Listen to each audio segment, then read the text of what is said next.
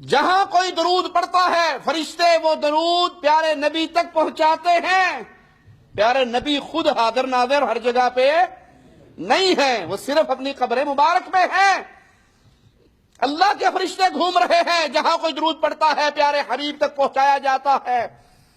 صحیح حدیث ہے، پیارے حبیب فرماتے ہیں جب کوئی میرا امتی درود پڑھتا ہے مجھ تک پہنچایا جاتا ہے، میری روح مجھ پہ لوٹائی جاتی ہے۔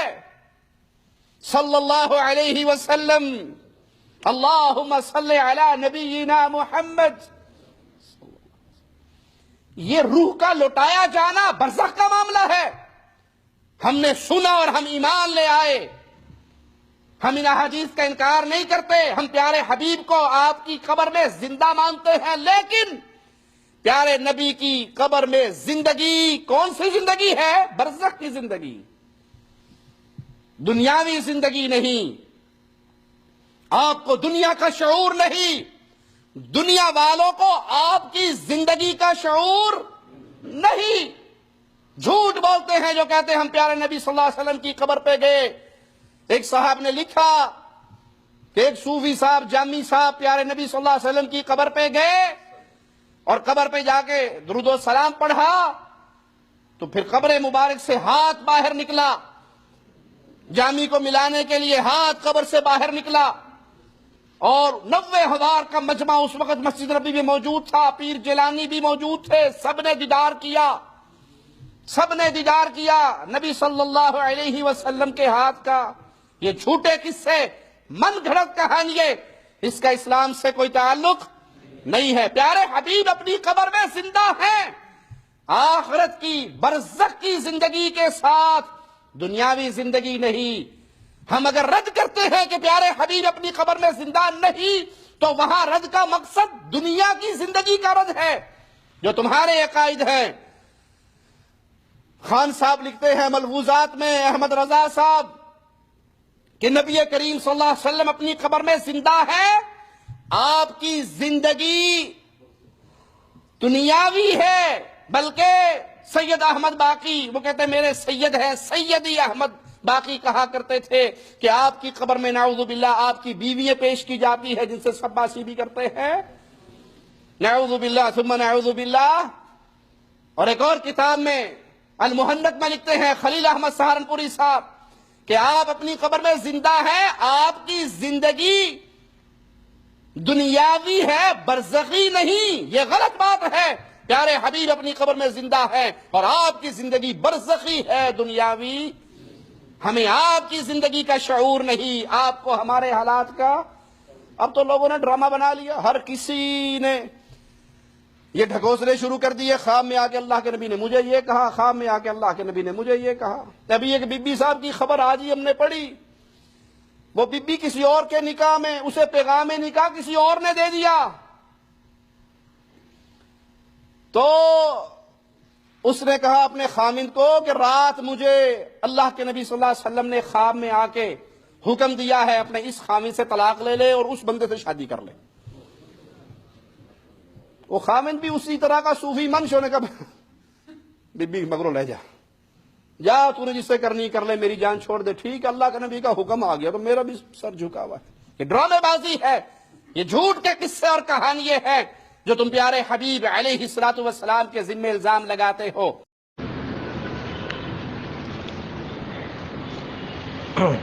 اعوذ باللہ من الشیطان الرجیم، بسم اللہ الرحمن الرحیم، وما محمد الا رسول قد خلت من قبلہ الرسل افإن مات او قتل انقلبتم على اعقابکم ومن ينقلب على عقبيه فلن يضر الله شيئا وسنجزي الله الشاكرين۔ وقال الله عز وجل إنك ميت وإنهم ميتون۔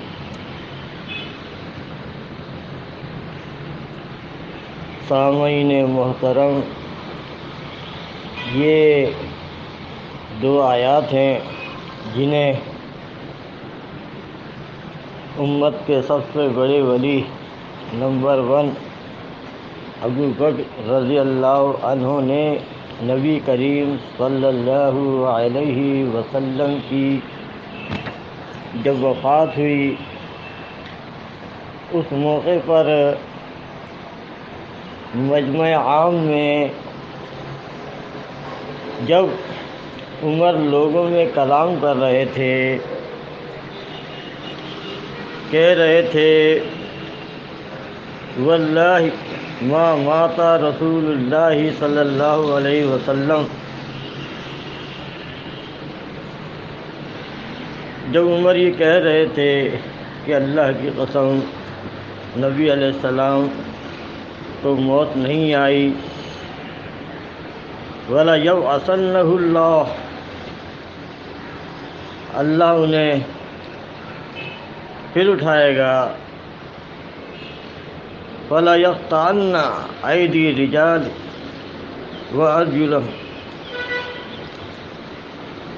اور بس وہ کاٹ دیں گے لوگوں کے ہاتھ اور پاؤں، یعنی جو لوگ نبی کی موت کی خبر سن کر خوشیاں منا رہے ہیں منافقین، ان کے متعلق انہوں نے یہ کہا۔ ایک ایسے موقع پر جب یہ سانحہ ہوا، اللہ تبارک و تعالیٰ کی سنت پوری ہوئی، کل نفس ذائقۃ الموت، یعنی موت ہر نفس کے لیے، ہر جاندار کے لیے ہے، اس میں کسی کا استثناء نہیں ہے، نہ نبی کا، نہ اولیاء کا، اور نہ شہداء کا۔ شہید بھی موت کے بعد ہی شہید بنتا ہے۔ بہرحال عمر رضی اللہ عنہ لوگوں میں یہ کلام کر رہے تھے کہ نبی علیہ السلام پھر اٹھیں گے، لوگوں کے ہاتھ پاؤں کاٹ دیں گے۔ تو حدیث میں آتا ہے فجاء ابو بکر، ابو بکر آئے، عمر لوگوں میں کلام کر رہے ہیں، اندر جاتے ہیں حجرہ عائشہ رضی اللہ عنہ، اور نبی علیہ السلام کی میت پر چادر سے ڈھانپ دیا گیا ہے، وہ چادر ہٹاتے ہیں، فقبلہ، اور نبی صلی اللہ علیہ وسلم کا بوسہ لیتے ہیں اور کہتے ہیں بی ابی انت و امی، تجھ پر میرا باپ اور میری ماں قربان، طبت حیا و میتا، آپ پاکیزہ تھے زندگی میں بھی اور مرنے کے بعد بھی، والذی نفسی بیدہ، اور اللہ کی قسم، اس ذات کی قسم جس کے ہاتھ میں میری جان ہے، لا یذیقک اللہ موتتین ابدا۔ ثم خرج فقال ایھا الحالف علی رسلک۔ دیکھیں ابو بکر کیا کہہ رہے ہیں۔ عمر کہتے ہیں نبی علیہ السلام پھر زندہ ہو جائیں گے، ان کو موت نہیں آئی۔ ابو بکر کہہ رہے ہیں اللہ کے نبی، اللہ آپ پر دو موتوں کو جمع نہیں کرے گا، ذرا غور فرمائیے ابو بکر کے یہ تاریخی الفاظ۔ اور دوسری طرف اہل حدیثوں کا عقیدہ، توصیف الرحمن راشدی کیا کہتا ہے کہ جب کوئی نبی کی قبر پہ جب کوئی سلام پڑھتا ہے نبی کے اوپر، تو اللہ تعالیٰ نبی کی روح کو لوٹا دیتا ہے اور وہ اس کے سلام کا جواب دیتے ہیں۔ ابو بکر کیا کہتا ہے؟ ابو بکر رضی اللہ عنہ امت کا سب سے بڑا ولی کہتا ہے کہ اے اللہ کے رسول، آپ دنیا میں بھی پاکیزہ تھے، مرنے کے بعد بھی پاکیزہ ہیں، اور اللہ تبارک و تعالی آپ کے اوپر دو موتوں کو جمع نہیں کرے گا، دو موتوں کو مزہ نہیں چکھائے گا۔ ابو بکر کہتے ہیں، ایک روایت میں آتا ہے کہ لا یجمع اللہ علیک موتتین، اما الموتۃ التی کتبت علیک فقد متها، کہ اللہ آپ کو دو موتوں کو جمع نہیں کرے گا، رہی وہ موت جو اللہ نے آپ کے لیے لکھ دی تھی فقد متها، تو آپ کو وہ موت آ چکی۔ تو دیکھیں ابو بکر رضی اللہ عنہ کہہ رہے ہیں کہ ایک موت جو آپ کے لیے اللہ نے مقدر کر دی تھی وہ آ چکی، اب آپ ایسا نہیں ہے کہ پھر زندہ ہو جائیں، پھر مریں، پھر زندہ ہو جائیں۔ لا یجمع اللہ علیہ کا موتتین، ابو بکر تو دو موتوں کی مخالفت کر رہے ہیں کہ دو موتیں بھی جمع نہیں ہوں گی ان کے اوپر، اور دوسری طرف توصیف اہل حدیثوں کا توصیف الرحمن راشدی کہتا ہے کہ اللہ کے نبی پر جب کوئی سلام پڑھتا ہے تو اللہ تبارک و تعالی نبی کی روح کو لوٹا دیتا ہے۔ تو بتائیے اگر ایک دن میں چلو ہم مدینے کا لے لیتے ہیں، ایک دن میں اگر مدینے میں 10,000 افراد سلام پڑھیں، 10,000 افراد سلام پڑھیں تو اللہ کے نبی کی روح 10,000 مرتبہ جسم میں لوٹائی جائے گی، پھر نکالی جائے گی، یعنی اللہ کے نبی معاذ اللہ ثم معاذ اللہ استغفر اللہ، اللہ کے نبی ایک دن میں 10,000 مرتبہ مرتے ہیں، پھر جیتے ہیں، پھر مرتے ہیں، پھر جیتے ہیں، اور یہ سلسلہ ان اہل حدیثوں نے ایک ضعیف روایت کے اوپر قرآن کے خلاف قیامت تک کے لیے قائم کر دیا ہے۔ ابو بکر تو کہہ رہا ہے کہ دو موتیں جمع نہیں ہوں گی، اور یہ اہل حدیث تو روزانہ سینکڑوں ہزاروں موتیں نبی پر جمع کر رہے ہیں۔ اندازہ لگائیے قرآن کے خلاف، کہ قرآن تو کہتا ہے کہ مرنے والے قیامت کو زندہ ہوں گے، قیامت کو اٹھیں گے، لیکن یہ کہتے ہیں کہ اللہ کے نبی قبر میں زندہ ہو گئے، زندہ ہیں۔ اور دوسری ان کی چالاکی یہ دیکھیں، کہتے ہیں کہ اللہ کے نبی تو قبر میں برزخی حیات حاصل ہے، یہ جھوٹ بولتے ہیں، دھوکہ دیتے ہیں، قرآن میں کہیں نہیں ہے برزخی حیات کا ذکر، کہیں یہ الفاظ نہیں ملتے کہ مرنے والوں کو برزخی زندگی حاصل ہو جاتی ہے، برزخی حیات حاصل ہو جاتی ہے۔ تو آپ دیکھیں ابو بکر رضی اللہ عنہ کا عقیدہ لا یجمع اللہ علیہ کا موتتین، اور اہل حدیثوں کا عقیدہ ہے کہ روزانہ ہزاروں موتیں اللہ کے نبی پر جمع ہوتی ہیں۔ جب بھی کوئی سلام پڑھتا ہے اللہ تعالیٰ نبی کی روح کو لوٹا دیتا ہے۔ ظاہر ہے روح لوٹانے کا مطلب تو زندہ کرنا ہے، تو اللہ کے نبی زندہ ہوتے ہیں، پھر روح نکل جاتی ہے، پھر مر جاتے ہیں، پھر زندہ ہوتے ہیں، پھر مر جاتے ہیں۔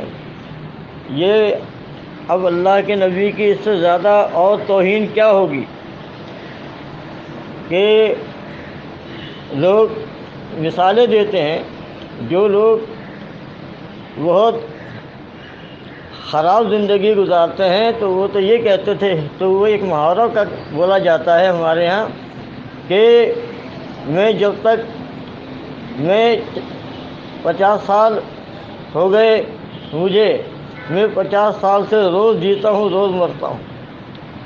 تو یہ معاملہ انہوں نے اللہ کے نبی کے ساتھ کر دیا ہے کہ اللہ کے نبی کے اوپر کتنی موتیں جمع کر دی۔ اور پھر دیکھیں ابو بکر یہ بات بیان کرنے کے بعد کہ اللہ آپ پر دو موتوں کو جمع نہیں کرے گا، باہر نکلتے ہیں حجرہ عائشہ سے اور کہتے ہیں اجلس، اے عمر بیٹھ، یا عمر نہیں بیٹھتے، پھر ابو بکر جو ہے وہ ممبر پہ کھڑے ہوتے ہیں، چڑھتے ہیں اور پھر خطبہ دیتے ہیں۔ فتشہد ابو بکر فمال الیہ الناس وترکوا عمر، لوگ ابو بکر کی طرف متوجہ ہوتے ہیں اور عمر کو چھوڑ دیتے ہیں۔ پھر ابو بکر خطبہ کرتے ہیں، فمن کان منکم یعبد محمدا فإن محمدا قد مات۔ ذرا غور فرمائیے ابو بکر کے الفاظ کہ اللہ فرماتے کہ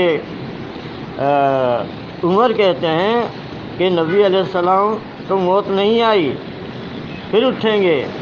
ابو بکر کہہ رہے ہیں فمن کان منکم یعبد محمدا، کس کو کہہ رہے ہیں؟ جو یہ کہہ رہے ہیں کہ نبی دوبارہ زندہ ہو جائیں گے، جو یہ کہہ رہے ہیں کہ نبی کو موت نہیں آئی ہے۔ تو ابو بکر کہہ رہے ہیں فمن کان منکم یعبد محمدا فإن محمدا قد مات۔ وہ اس قول کو جو عمر کہہ رہے ہیں، ابو بکر اس قول کو نبی کی عبادت قرار دے رہے فإن محمدا قد مات، اور کہتے ہیں کہ سن رکھو فإن محمدا قد مات، پس محمد صلی اللہ علیہ وسلم کو یقیناً موت آ گئی۔ ومن کان یعبد اللہ، اور جو اللہ کی عبادت کرتا ہے فإن اللہ حی لا یموت، تو وہ سن لے کہ اللہ زندہ ہے اور اسے موت نہیں۔ پھر قرآن پڑھتے ہیں وما محمد الا رسول۔ ابو بکر اپنے عقیدے کی تائید میں قرآن کی دلیل کی دو آیتیں پیش کرتے ہیں، ایک سورہ آل عمران آیت نمبر 144، اور پھر انک میت وانہم میتون سورۃ الزمر آیت نمبر 30۔ یعنی ابو بکر اپنے عقیدے کی تائید میں قرآن کو پیش کرتے ہیں۔ اب آپ دیکھیں دوسری طرف جب ابو بکر کا خطبہ پیش کیا جائے ان اہل حدیثوں کے سامنے اور قرآن پیش کیا جائے تو فوراً روایات لے آتے ہیں کہ دیکھو روایات میں آ رہا ہے کہ نبی کی روح لوٹا دی جاتی ہے جب کوئی سلام پڑھتا ہے۔ تو ذرا آپ اندازہ لگائیے، یہ ہے اہل حدیثوں کا وتیرہ، ان کا طریقہ کہ کس طرح یہ قرآن کو رد کرتے ہیں۔ آپ قرآن پیش کرو، یہ روایات کے انبار میں قرآن کو دبا دیتے ہیں۔ لیکن آفرین ہے صحابہ کرام کے اوپر کہ ابو بکر نبی کی موت کا اعلان کرتے ہیں اور کہتے ہیں دو موتوں کو جمع نہیں کرے گا اللہ تبارک و تعالی، اور پھر خطبہ دیتے ہیں۔ تو وہاں کتنے صحابہ جمع تھے؟ سارے صحابہ تقریباً وہاں موجود تھے۔ کسی صحابی نے قرآن کے مقابلے میں روایات نہیں پیش کی۔ الانبیاء احیاء فی قبورہم یصلون، اے ابو بکر کیا بات کرتے ہو؟ حدیث میں تو آتا ہے کہ انبیاء قبروں میں زندہ ہوتے ہیں اور نمازیں پڑھتے ہیں، اے ابو بکر تم منکر حدیث ہو۔ کسی صحابی نے کھڑے ہو کے یہ نہیں کہا کہ اللہ کے نبی نے کی تو یہ حدیث ہے کہ جب کوئی مجھ پر سلام پڑھتا ہے تو اللہ تعالیٰ میری روح کو لوٹا دیتا ہے اور میں اس کے سلام کا جواب دیتا ہوں۔ کسی ایک صحابی نے ابو بکر کی دلیل جو انہوں نے قرآن سے دلیل پیش کی، کسی نے کھڑے ہو کر کتاب اللہ کی دلیل پر ابو بکر کے فتوے پر اعتراض نہیں کیا، حدیث نہیں پیش کی، بلکہ جو کچھ ابو بکر نے کہا من و عن اسے قبول کر لیا۔ یہاں تک کہ عمر جو ہے زمین پر جھک پڑے، گر پڑے، ان کا پاؤں ان کا بوجھ سہار نہ سکے، گر پڑے، اور پھر سارے صحابہ کرام یہ آیتیں تلاوت کر رہے تھے انک میت وانہم میتون۔ تو محترم سامعین، آپ ان اہل حدیثوں کے سامنے یہ قرآن کی آیتیں ابو بکر صدیق کا خطبہ پیش کرے فوراً کھڑے ہو جائیں گے. وہ یہ نہیں کہیں گے کہ تم صحیح کہہ رہے ہو، فوراً کہیں گے کہ لو جی کہ حدیث میں آتا ہے انبیاء قبروں میں زندہ ہیں، نمازیں پڑھتے ہیں، نبی پر درود و سلام پیش ہوتے ہیں، اللہ کے نبی سنتے ہیں. فوراً یہ قرآن کا جواب دیں گے. آپ دیکھیں اللہ کا احسان ہے، اللہ کا شکر ہے کہ صحابہ کرام میں کوئی اہل حدیث نہیں تھا، ورنہ یہ مسئلہ متنازع ہو جاتا، مختلف بھی ہو جاتا.